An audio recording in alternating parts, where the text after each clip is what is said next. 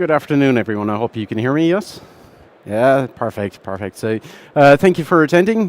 This is a presentation on the Salesforce migration to Odoo.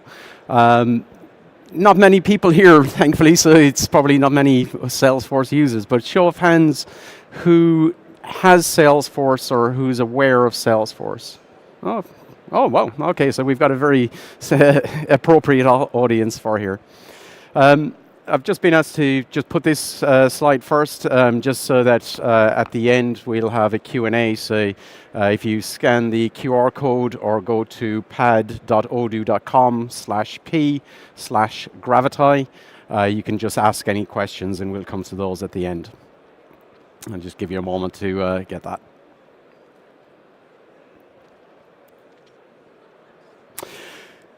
So absolutely, genuinely delighted to be here. This is my second Odoo experience. I was here last year, and it's phenomenal how much this has grown in the last year. This was actually cherished ground where Fabian has actually crowd surfed around this area in the concerts. Seeing it now as a presentation hall has just shown how much in the last year the Odoo interest has expanded. So my name is William McMahon. I'm the CEO and founder of Gravity. We have been a Salesforce partner for the past 10 years and been implementing, supporting clients with Salesforce needs. And recently, only in the last 2 years, we discovered Odoo. We have a separate talk later tomorrow, if you'd like to hear more about the Gravity story as to how we have adopted Odoo. But our practice really grew from Salesforce, where we started at just a small business of 14, and we grew to a consultancy of 68 overnight during lockdown. And with that, we basically needed new technologies, and we were always very envious of going into larger corporate businesses who were using Salesforce, and we were consulting with Salesforce, and we just could never afford it ourselves. We were a small business, couldn't afford the premium price tag. So we discovered Odoo, we self-implemented it, we had a lot of learnings with it, and after doing that we decided, okay, an opportunities to help other clients who are looking at Odoo, but also who may have Salesforce and are reconsidering other options. So today's session is really to demystify the migration journey. We've got a very short session, and I could probably talk on Salesforce migrations and Salesforce itself for a week if we had to. But we'll give us kind of a sneak preview of how you would go about doing a successful migration project. So like I said, certainly if you want to hear more on the Gravity talk tomorrow, we are in the other building at 4:30, and we'll go through a lot of our use cases as well. So really picture this, a fruit seller. He sells fruits. Imagine him as Salesforce. So he's selling many exotic fruits, very enticing. And a lot of those are not typically found in your garden. So you, again, can go a la carte and buy the fruit from the fruit seller. However, it comes with a premium. And that's the price. You're going to pay a lot more for the product or for the fruit from the fruit seller. So alongside the fruit seller, we have the Odoo fruit tree. So this is a tree that you've grown yourself. It's ripe with fruit. It's nice and juicy. You can harvest it whenever you want. And it's always going to be continuing growth. So it's got bountiful and continuous harvest, and that abundance is very cost effective. So you're able to have your 1 a day of fruit, or 5 a day of fruit as it is, and it is a case of, again, the apple a day keeps your your infrastructure at bay. Odoo has all of the same features that you will get in the Salesforce platform. Now, it's not an apple for apple comparison, and you will see that in this slide that it only touches on some of the Salesforce products. So Salesforce sells their products in clouds. You'll have Sales Cloud, Service Cloud, Marketing Cloud, Commerce Cloud. And each cloud, again, you go to the fruit seller and you purchase the individual cloud. Again, it's got a premium price tag, and it also has a premium implementation cost as well. How Salesforce has built its infrastructure, its framework, is through acquisition. So when you look at a platform like Sales Cloud or Service Cloud, that's built on the core Salesforce application. But when you look at the Marketing Cloud, it's a completely different application. It was acquired through a company called ExactTarget. When you look at Slack, for example, they acquired Slack a couple of years ago. I think it was about $4 billion on investment to acquire, and they just put a Salesforce logo on it. On the right-hand side, you'll have the equivalent Odoo applications. Now, these applications, again, are all out of box, all fully integrated, easy to set up, configure, deploy yourself. You're paying for your Odoo subscription. You know, you've got all of the apps within it. You can use the very same features that you get in Salesforce. In my own humble opinion, Odoo has a lot more functionality, features, and integration capabilities than Salesforce, hands down, and that's with 10 years of consulting for Salesforce or in Salesforce. But also what catches people out is when you talk Salesforce as a brand, we often go into clients and they say, I have Salesforce. And you have to really whittle down what version, you know, what do you have? Is it Commerce Cloud? Is it Marketing Cloud? Because the skill sets that you need in each of these applications vary. So a developer for Marketing Cloud is not the same developer for Sales Cloud. They have different skill sets, it's different programming languages, they're completely separate environments. And that separation or siloing as well, as much as Salesforce integrates them together, they're not natively integrated. So the systems themselves are independent. And a prime example on this is the Marketing Cloud. Marketing Cloud would connect to your Sales Cloud. So as you would typically expect, I make a sale, I want to synchronize my sale to my marketing application, I want to send emails to my customers from that data. That connector that you get with Sales Cloud and Marketing Cloud is a 15-minute synchronization. So your data doesn't sync real time, it is actually a 15-minute sync. And that's because, again, each cloud is completely separate. And the same goes with Commerce Cloud. Commerce Cloud is an acquisition years ago from Demandware. So you will see that, you know, though it has the Salesforce logo on it, you will always be looking for very specialist skills in each cloud. Therefore, your implementation cost, your resource cost is much, much higher because you need more people to do one implementation, as opposed to Odoo, which is, again, a skilled consultant, a skilled developer who knows Odoo, who knows the model, would be able to do it a lot easier.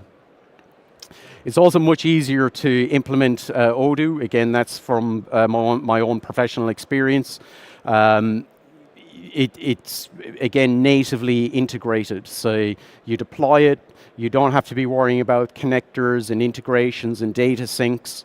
It is all there. You do have to do the configuration, but that's the very same as you would have to do with Salesforce, and you'd also have to do with Salesforce a lot of the architecture integration as well.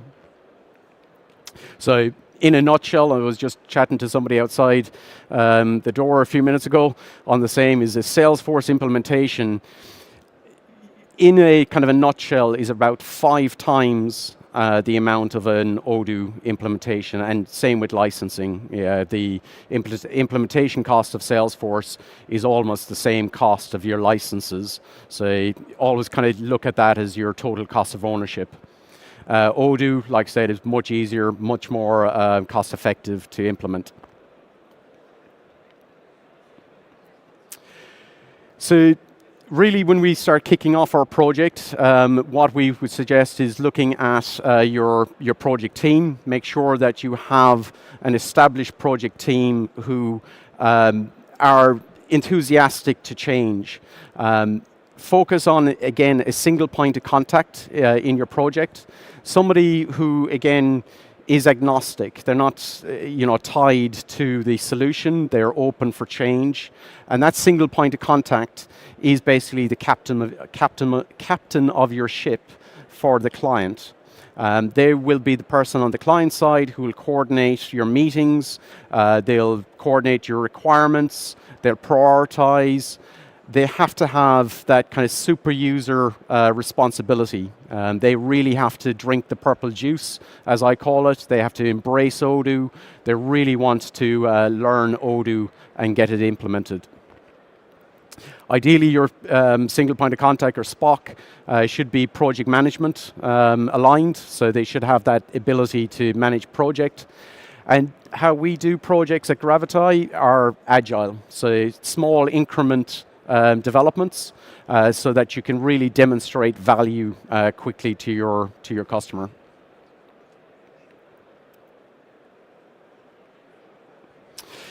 So our second step that we typically go through once we've established our project team is around workshops. And with our workshops, these are kind of discovery exercises with the client. So we set up sessions based on the departments that you're looking to change, or that are looking to the applications to implement. They're usually multiple workshops. You can tie them to an hour at a time, but you'll have to do a number of workshops with each department and really understand how they're using their existing systems, what are their existing processes, and you're mapping that to which applications in Odoo are the equivalent. When you're doing your workshop exercises, just gather your wish list requirements from each department, but work with your single point of contact to ensure that requirements don't get out of control. That people want blue buttons as opposed to the default out-of-box pink button, for example, or purple button, even better. So really try to stick with standard functionality. Don't go customizing Odoo. Try to showcase what you get out of box, and try to control that enthusiasm of change. Try to demonstrate the out-of-box feature, and then if you're starting to identify future gaps, then you can start scoping it into customizations and changes. But prioritize that with your single point of contact. They're your key person. They're the person who should be telling you what to do, what should be the priority. And document your risks and your concerns. It's very important that, again, as you start the project, you list out your risks, you address them, you what we call roaming them. So, who is the owner of it, who's accepting it, is it a mitigated risk, or is it a resolved risk? So, and once you've done these workshops, you now have basically a backlog of design, and this is your technical specification or your blueprint. So you want to design up front, not the whole thing, but in increments. So go through app by app, what is your MVP, and migrate. So the big part of any project, be it Salesforce, be it Microsoft, SAP, or anything, is around data migration. Now, I've had a number of conversations today about other partners who, again, have been burnt on data migration. The recommended practice with Odoo implementation is try to avoid implementing or migrating old data. If it's not needed, don't do it. And really push the customer into understanding, do they need that data in there? And really, what benefit is it? The data migration really accounts for about 30 to 45% of a project effort. So it's a huge effort. It's filled with risk, and therefore shouldn't be taken lightly. So it needs that investment and budget. Before you do any data migration, if you have to do the data migration, really test your Odoo implementation first. So as you've designed it out, built it, or configured it per department, do your testing. Make sure that in your new process that the data, or effectively the data is working out of box in Odoo. And then if you have to migrate your data. When you migrate your data, you're not going to be the expert of the client data, so you really are dependent on the client to test your data, examine your data, make sure it's correct. And this is where you find the problems, because data that's historical, a legacy, is usually dirty data, and bad data in is bad data out, or garbage in is garbage out. What we find with Odoo is you put data into Odoo, and you do all your data mapping exercise, you do all your migration, you're tidy up and everything. But Odoo shines a massive spotlight back down on your data, a huge microscope, and it will find out any malpractices that the business have been doing for years that nobody knew about. And that's where you start getting issues and complaints that the system is wrong.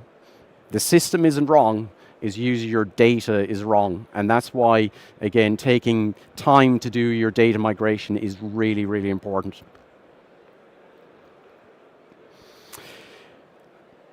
Testing. Testing is, again, the backbone of your project. We, again, look at development, staging, and production environments. Test in the staging environment. If you're bringing in data, again, bring it into your staging environment, test it, ensure it's correct, and get user sign-off. Get the customer to sign off that the work is up to standard, it is correct. If they haven't tested it, you don't go live. You wait until you get that sign-off. Once you have the sign-off, then you can go into production. But don't be bullied into trying to go straight into production with your systems. Really test it thoroughly. And again, don't leave it to the developer to test. Get the customer to test it, rigorous testing. And that does mean that they have to allocate sufficient time to testing. We usually say about 4 to 8 hours a week for testing, and this should be a continuous practice. It shouldn't just be done once. You should be doing it nearly weekly just to make sure all of your processes and functionalities are up to standard.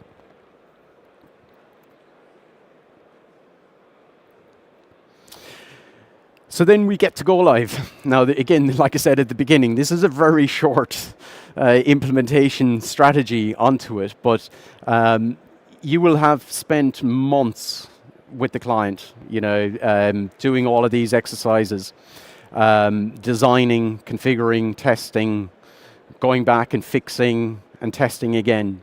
So it's not as simple as just double-click and install and away you go. That's when you have data migration.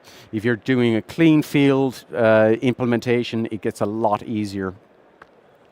It is the most thrilling part of the project, but it's also the most nervous part. But really keep your cool. Bugs happen. It's not a case of there being problems, but looking for the solution, and again, assuring the customer that you're going to work through it, identify improvements, and implement those improvements. And that comes back into our agile methodology, where each defect comes back into your tech backlog, your tech debt. You work through it in prioritization with your single point of contact, because there's often a workaround, and then you prioritize and implement. Perfect. So celebrate your success and embrace the change. what we often do is eat cupcakes, celebrate with the cupcakes. Finally, post-deployment support. Again, keep your single point of contact at the forefront. They should be triaging your queries, identify your defects, bring them into backlog. This is an ongoing exercise. Your project is never finished. There's always another optimization and fix that you're going to do. And certainly consider your staff augmentation, because your long-term goal is to maintain the system. So you want, and again, having the right people who can administrate your system. And again, somebody who has knowledge of both Salesforce and Odoo is really, really important, just like Gravity. So again, this was only just a whistle stop of our practices, but our Salesforce to Odoo migration. We do a number of podcasts with Odoo. I've done one for Unleashing the Power of Your Website, and colleague John has done the Insight Strategies for Successful Sales. You will find them on Odoo FM or any of the podcast applications. Certainly go and check it out. Also, if you're looking for staying up to date news with Odoo, we have a newsletter called Drinking the Purple Juice. Certainly subscribe. It's a LinkedIn newsletter. We again get some really good content, tips, tricks, information, and guides. Thank you, William. Thank you for the presentation. I think we will go to the questions. Don't hesitate to go to the pad if you have questions to ask right now. I will already ask whatever questions are on the pad currently. So, first question is, what about performance? How much faster is Odoo compared to Salesforce? Again, apples for apples, very hard to compare. It depends on your Odoo implementation. So if you're doing cloud, or if you're doing Odoo SH, if you're doing a self-implementation, I found with Odoo SH, the performance is the equivalent. You can monitor it, you can adjust your performance. So I would say that they're very equal and equivalent. Thank you. Second question is, approximately how long does a migration from Salesforce to Odoo would take? Another good question, and it's a very difficult one to answer because it depends on what you're migrating. So simple things like contact records, quite easy. When you start going into more in-depth functions like repairs, manufacturing, takes much longer. So really give yourself at least a 3 to 6 month timeline to kind of fully migrate off the platform. So if you're looking at changing, work back from when your contract end date is with Salesforce, and minimum 6 months. I would certainly say a year to be on the safe side. Okay. Next question is, we've been using Salesforce Sales Cloud for 13 years. We will move to Odoo in January. We need to import our old opportunities, leads, accounts, and contacts. Is there a step-by-step to do this? We're located in booth 7. Come down and talk to us. It's migratable. The data objects between Salesforce data objects and the Odoo data models very much align. You really just need professional consultancy in how you extract the data out, how you migrate it in, but just come and talk to us. We'll happily give you more information. Last question I have here is, how can I test the efficiency of the sales revenues generated from Odoo on a staging environment without working with actual data/customers? It's a very good question as well. When you're testing, we would say test as much real-life example environment scenarios as you can. You can, again, bring in legacy data, legacy example data, and again, kind of anonymize it so it's not real customer data, and test it that way. Anything that's in staging doesn't get sent out to customers anyway, but try to do as much testing in staging and then bring it into production. For now, I think that's all the questions we have. Let me check. Yes. Excellent. No, wait. Nope. One more, I think. How does Salesforce as a low-code platform compare to Odoo Studio? Um, it's again a very difficult one to answer, but I would say that Odoo as a coding platform framework is on Python, so it's a lot easier to pick up. Salesforce is on a different framework called Apex, so you again need a different engineering upskilling exercise. You can find a lot easier Python developers as you can do Salesforce developer. Thank you very much, William. Excellent. Thank you, guys.